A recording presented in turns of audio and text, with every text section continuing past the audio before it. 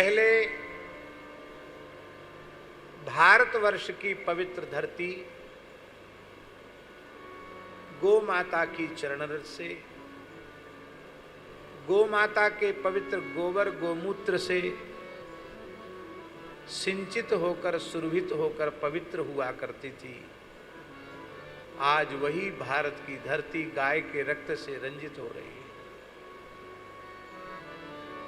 और ये गोवंश पर अत्याचार जब से शुरू हुआ है तब से ही देश विखंडित हुआ है।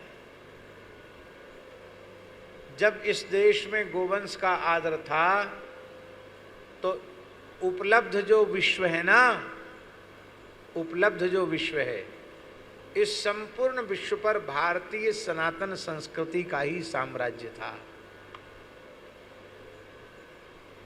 आप सब पढ़े लिखे लोग हो, इतिहास उठाकर देखो तो आज से 3000 वर्ष पहले हिंदू सनातन धर्म को छोड़कर पूरे संसार में कोई धर्म ही नहीं था। ईसाई धर्म को आए कितना समय हुआ?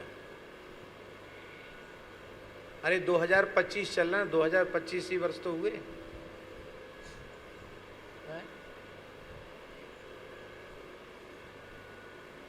इस्लाम को आए कितना हुआ? 1400 वर्ष ही तो हुए हैं।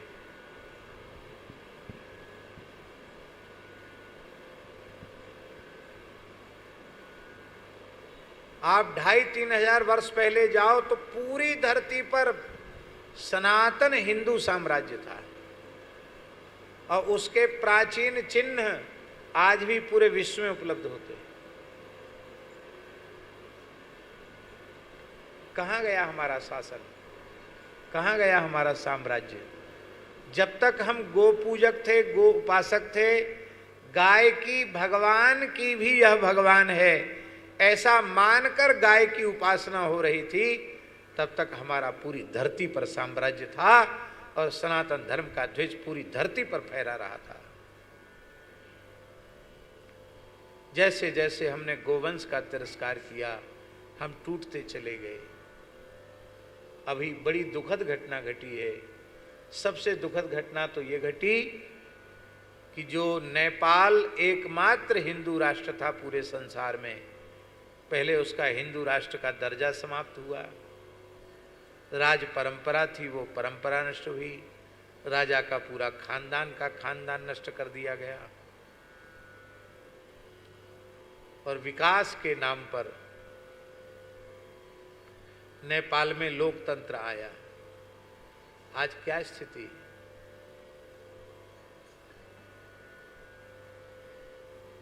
नास्तिकता, कम्युनिस्ट विचारधारा बहुत बढ़ गई। जिस नेपाल में सर्वाधिक, जब तक नेपाल में गाय का आदर था तब तक वो हिंदू राष्ट्र था। गाय का तिरस्कार होते ही अशांति, उपद्रव शुरू हो गए और अब वह स्थिति नहीं है। मुस्लिम देशों से इतना धन आ रहा है और इतनी तेजी से मुस्लिमकरण हो रहा है नेपाल में। हम तो नेपाल कई बार गए हैं महाराज, छोटे से छोटे गांव में एक से एक कीमती मस्जिदें बनी हुई है। वहाँ गरीबी, इतना धन कहाँ से आया? बड़ी तेजी से धर्मांतरण हो रहा है। और हमको एक पादरी मिला एयरपोर्ट पर, बोला काठमांडू जा रहे हैं। हमने कहा किस लिए? बोले अपने धर्म के प्रचार के लिए जा रहे हैं। विदेश का था। ईसाई मिशनरियां बहुत तेजी से, बचे खुचे लोग कम्युनिस्ट हो गए, ईसाई मुसलमान बढ़ गए, हर गांव में चर्च, हर गांव में मस्जिद, और आज हिंदू साम्राज्य समाप्त होने का ये दुष्परिणाम हुआ कि आज नेपाल में आग लगी हुई है चारों ओर।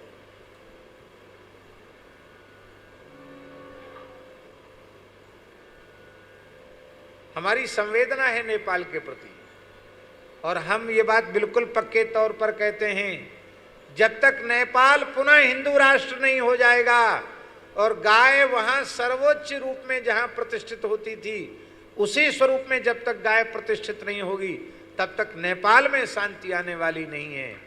और यही जब सौभाग्य का दिन भारतवर्ष में आएगा, भारतवर्ष की धरती गोवध के कलंक से मुक्त होगी और गाय सर्वोच्च रूप सिंहासन पर, पूज्यता के, आदर के, सम्मान के सर्वोच्च सिंहासन पर जब गाय प्रतिष्ठित होगी तो उसी दिन भारत विश्व गुरु हो जाएगा। भारत में भी सुख शांति तभी आने वाली है जब घोषित रूप में भारत हिंदू राष्ट्र हो जाएगा। हमारी न कोई सुनेगा न मानेगा, लेकिन हम जो अपने मन में समझते हिंदू राष्ट्र की परिभाषा कि उसमें मताधिकार केवल हिंदू को ही होना चाहिए और बाकी रहो सब खाओ पियो मौज करो, कोई चिंता की बात नहीं। और इतनी तेजी से उनकी संख्या, जो देश का दाना पानी खा करके देश के मूल्यवान सुविधाओं के प्रथम अधिकारी जो बने हुए हैं, ये ऐसा समय आने वाला है, इतनी तेजी से संख्या उनकी बढ़ रही है कि कब वो बहुमत में, आप भी अब भी बहुमत में आ गए हैं, कब बहुमत में आ जाएं और फिर आपका न मठ बचेगा, न मंदिर बचेगा, न रोटी बचेगी, न बेटी बचेगी, कुछ नहीं बचेगी। हिंदू संख्या समाप्त होती चली जा रही है। ये दुर्दशा केवल गाय का तिरस्कार करने से हुई है।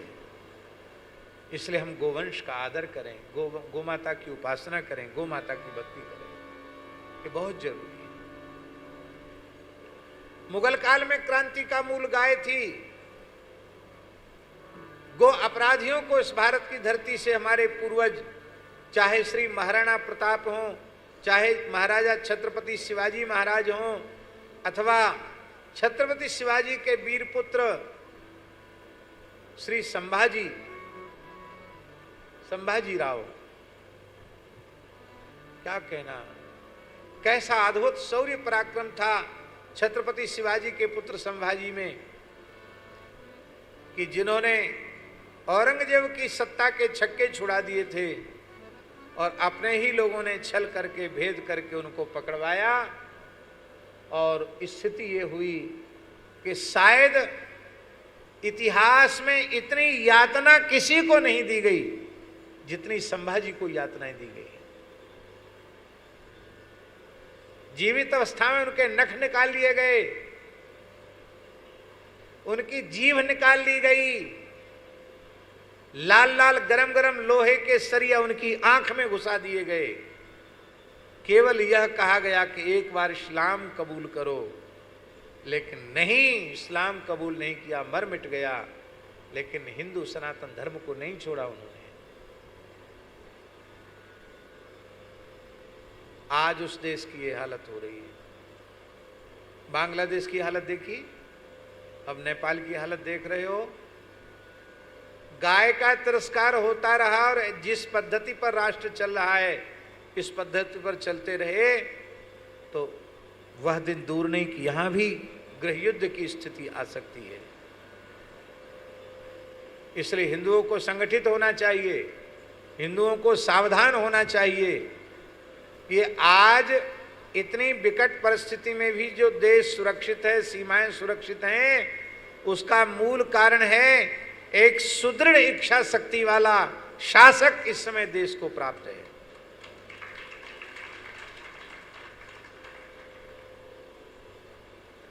विश्व की सबसे बड़ी शक्ति अमेरिका झुका नहीं पाई और एक दिन आएगा कि अमेरिका को झुकना पड़ेगा, भारत नहीं झुकेगा।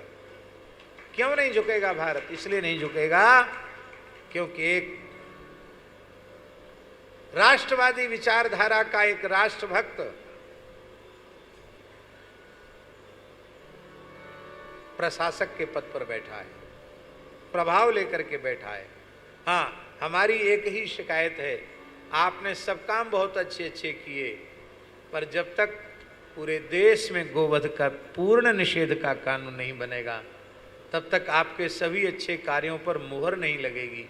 अभी मुहर लगना बाकी है और वो मुहर तब लगेगी जब इसी शासक के शासन काल में भारत की धरती गोवध के कलंक से विमुक्त होगी।